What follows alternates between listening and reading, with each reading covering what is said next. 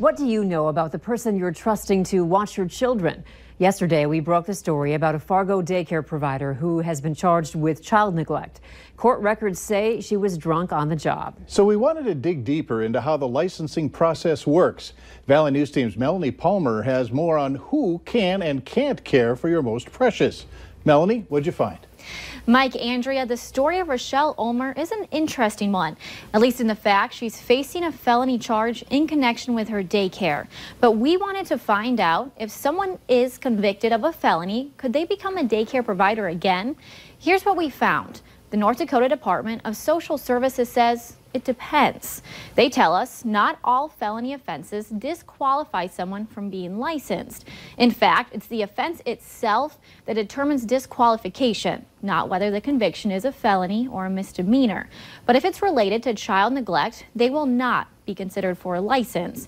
And we spoke with several daycares in the FM area who say they will even hire somebody who has faced misdemeanor charges that have nothing to do with child care. So if someone wants to become a licensed child care worker, there's a lot to it. Cass County Social Services says it's a long process and they dig deep into your criminal background.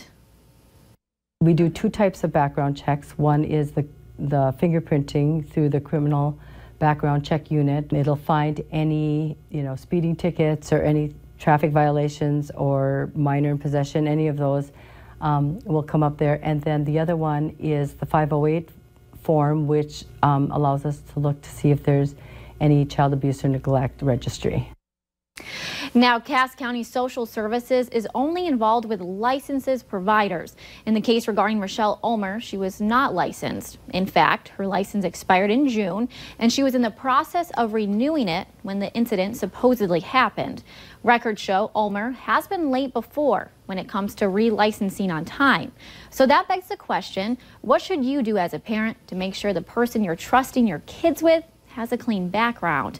Kolpak with Cass County Social Services tells us to do your research, interview the provider you're considering, and check their references.